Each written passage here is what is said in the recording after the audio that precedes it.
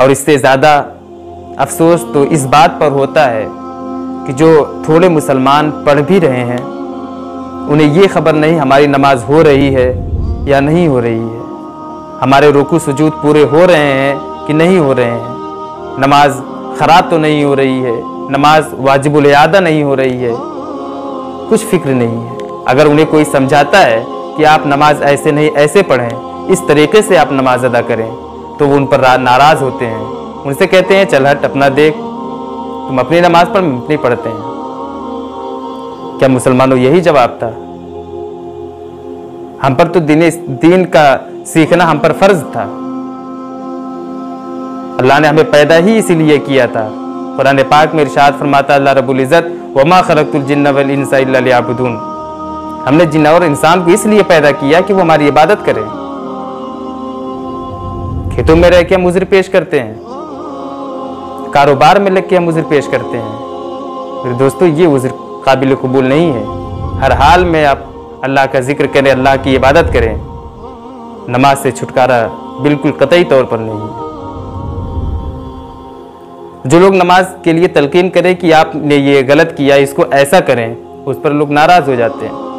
नाराज़ नहीं होना चाहिए मेरे दोस्तों, उसको अमल करो, उस पर सीखो, क्योंकि नमाज अहम तरीन इबादत है, अहम्मुल इबादात है नमाज।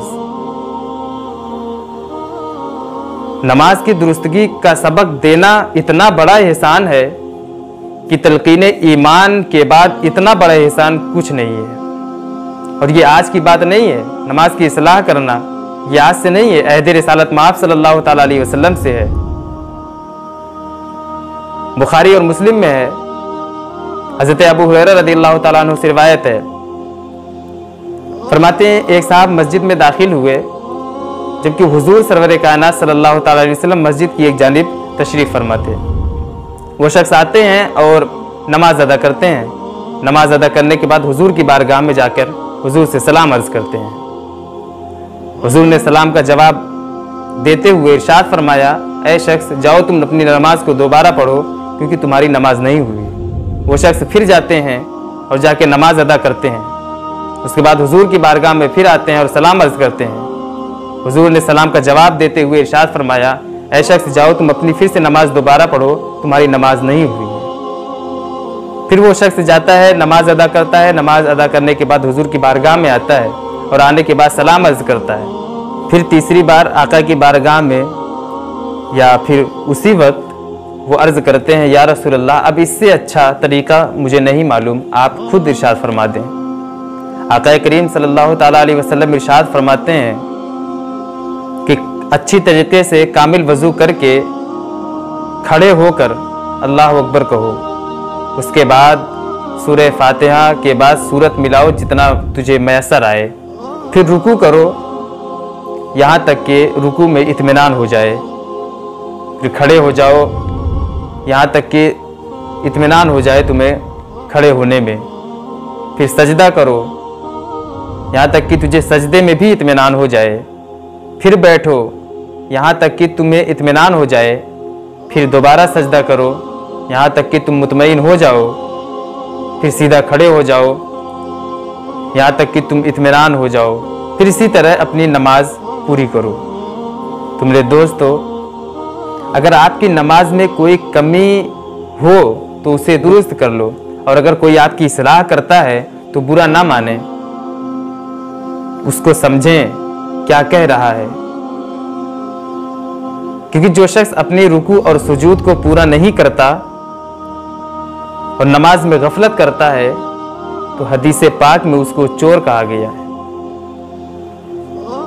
हज़रत नोमान बिन मुर्रा रज़ियल्लाहु ताला अन्हु से मरवी है कि रसूल करीम सल्लल्लाहु ताला अलैहि वसल्लम ने सहाबा से इरशाद फरमाया, तुम शराबी, जानी और चोर के बारे में क्या समझते हो? सहाबा किराम ने अर्ज़ किया, या रसूल अल्लाह, अल्लाह और उसका रसूल ज़्यादा बेहतर जानने वाला है। ये सवाल उस वक्त हुआ था जब चोरी, शराब नोशी, ज़िना की सज़ा नाजिल नहीं हुई थी। उस वक्त सवाल किया था मेरे आका ने। साहबा ने अर्ज़ किया, रसूलुल्लाह, अल्लाह और उसका रसूल ज़्यादा बेहतर जानने वाला है। आका फरमाते हैं ये सब बहुत बड़े गुनाह हैं, लेकिन सबसे बदतरीन चोरी वो चोरी है जो बंदा नमाज में करे। साहबा ने अर्ज किया, या रसूलल्लाह, बंदा नमाज में कैसे चोरी कर सकता है? आका ने फरमाया, वो अपने रुकू और सुजूद को पूरा नहीं करता।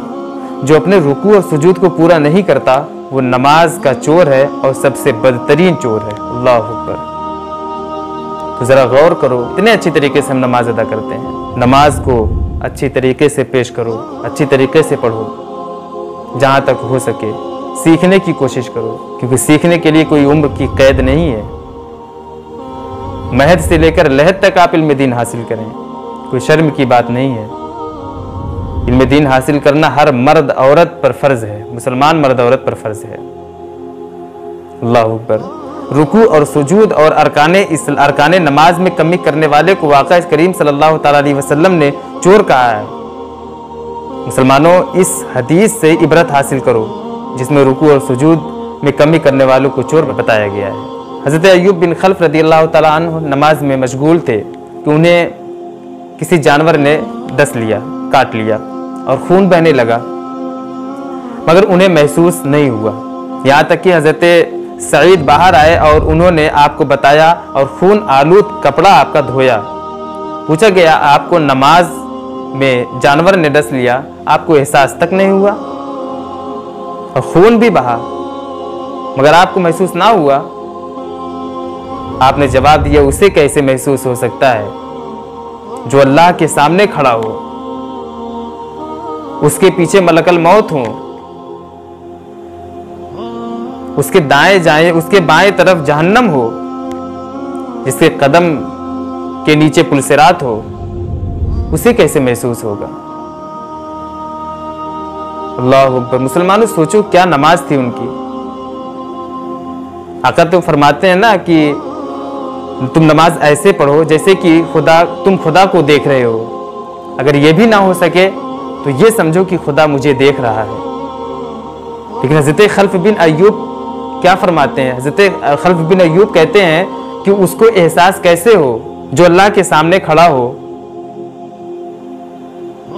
और मलकल मौत उसके पीछे हो, उसके बाएं जानिब जहन्नम हो और कदमों के नीचे पुलसिरात हो। मेरे दोस्तों, कैसे लोग थे वो कि वो नमाज की हालत में उन्हें जहरीला जानवर भी काट लेता तो कोई एहसास नहीं। किसी को जहरीला जानवर काट रहा है, किसी के जिस्म में तीर लग रहे हैं, लेकिन किसी को कुछ एहसास नहीं। इसका साफ जवाब ये है कि नमाज के अरकान को सही सलामत और कामिल तरीके से पढ़ो। जब कामिल तरीके से अदा करोगे तो दिल में खौफ खुदा बैठ जाएगा, और जब दिल में खौफ खुदा बैठ जाए, जिस दिल में खौफ खुदा बैठ जाए, उस दिल में दुनिया की किसी चीज़ का खौफ बाकी नहीं रहता। अल्लाह ताला ने हज़रत मूसा अलैहिस्सलाम की तरफ वही की कि ऐ मूसा, जब तू दिल शिकस्ता होकर मुझे याद करता है तो मैं तुझे भी याद करता हूँ। सुभान अल्लाह। कामिल इत्मीनान और खुशू खुशू से मेरा जिक्र किया कर, अपनी ज़बान को दिल का मुती बना दे, मेरी बारगाह में अब्दे जलील की तरह हाजिरी दे, खौफ ज़दा दिल से मुझे पुकार और सच्चाई की ज़बान से मुझे बुलाता रहे। अल्लाह ताला ने हज़रत मूसा अलैहिस्सलाम पर वही फरमाई कि अपनी उम्मत के गुनहगारों से कह दो मेरा जिक्र ना किया करें। मैंने अपनी ज़ात की कसम याद फरमाई है कि जो मुझे याद करेगा मैं उसे याद करूँगा।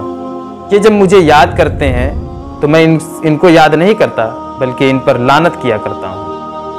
मुसलमानों, ज़रा दिल की गहराई से सोचो तो सही। ये तो उन लोगों का हाल था जो गुनहगार हैं मगर याद खुदा से गाफिल नहीं है।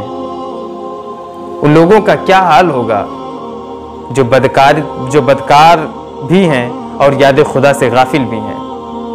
आज साहबा का ये कौल है कि इंसान ज़मीन में जिस कदर सुकून व इत्मीनान और लज्जत व सुरूर हासिल करता है, उसी कदर क़यामत के दिन वो पुरसुकून होगा। मेरे दोस्तों, अपनी अपनी नमाजें दुरुस्त करो, क्योंकि कुरान पाक में अल्लाह ताला इरशाद फरमाता है, फ़वैलुल लिल मुसल्लीन अल्लज़ीना हुम अन सलातिहिम साहून, कि खराबी है उन नमाजियों के लिए जो अपनी नमाज से भूले बैठे हैं।